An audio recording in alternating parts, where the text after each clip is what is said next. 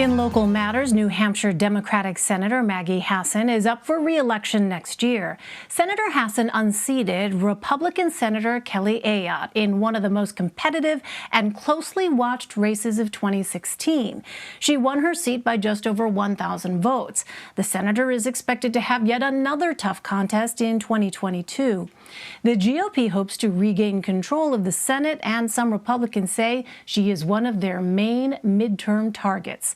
Dante Scala joins me now. He is a political science professor at the University of New Hampshire. Dante, welcome. Thanks very much for joining us. So what kind of challenge does Senator Hassan face in a bid for re-election? Well, it remains to be seen, but it could be a very formidable challenge. That all depends on the decision of the current governor, Republican Chris Sununu. He is part of one of the most famous families in New Hampshire politics, and he enjoys right now very strong approval numbers, and is coming off a re-election where he won almost just about 2/3 of the vote in his re-election bid last year. So if it is Sununu, and that remains to be seen, that would present quite a strong challenge to a first-term senator like Maggie Hassan. Indeed, that's how Maggie Hassan became a U.S. senator. She transitioned from being a governor to a senator. So that's the big question that we're facing here, really, for the rest of the year until Chris Sununu makes up his mind whether he's going to run or not. All right, since you mentioned Governor Sununu, his approval rating is some 25 points higher than Senator Hassan's in recent polling. What has the governor actually said about his political future? The governor is playing his cards close to the vest right now. The latest that we've heard is that he's going to enjoy being governor for the rest, perhaps the rest of the year. And so occasionally there seems to be a decision in the offing, but more often it's basically wait and see. And that serves a couple of different political goals for Chris Sununu. One, it basically puts all other potential Republican primary opponents on hold until they see what he does, because the assumption is that if he enters the race, he's the odds-on favorite to be the Republican nominee.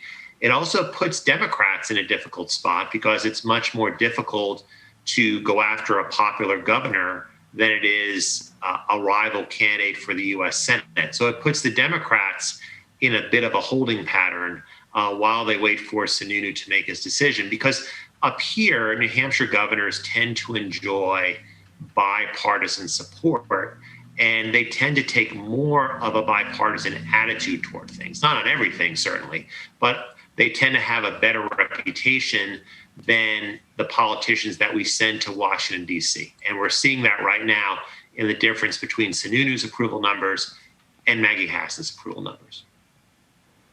So with all that in mind, are there any other potential competitive contenders for Senator Hassan's seat?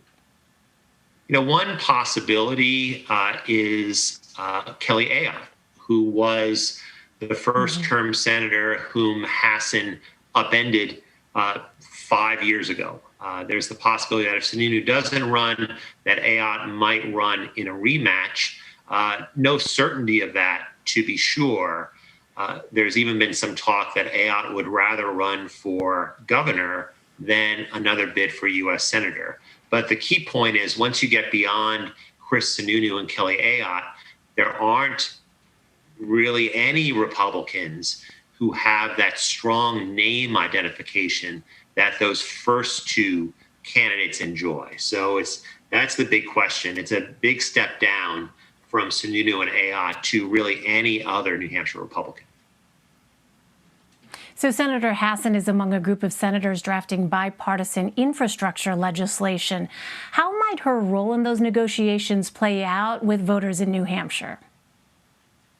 It's always been one of the mantras for Maggie Hassan is bipartisanship and working across the aisle. And so we've heard that a good bit from her as a U.S. senator. And so an infrastructure bill with bipartisan support would be the proof in the pudding, so to speak, of Maggie Hassan's bipartisan credentials, which might be especially appealing to New Hampshire's independent voters.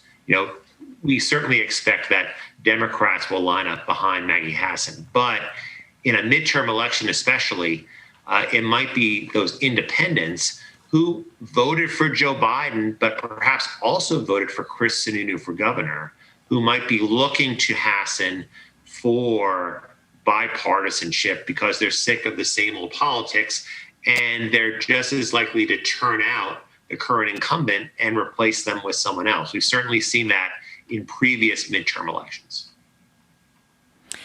Finally, in our last minute or so we have left, in 2016, a combined $120 million were spent on the race. What kind of resources do you envision being channeled to New Hampshire for the 2022 midterms?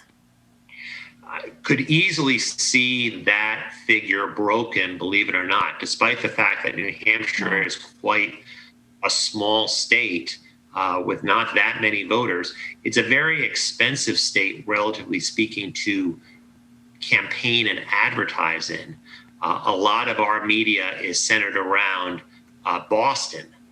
And so what happens is that campaigns have to basically grin and bear it and pay Boston advertising prices in order to beam in advertising that especially reaches Southern New Hampshire residents. So that plus the fact there won't be that many U.S. Senate races that are competitive means that we could certainly see that figure eclipsed in 2022.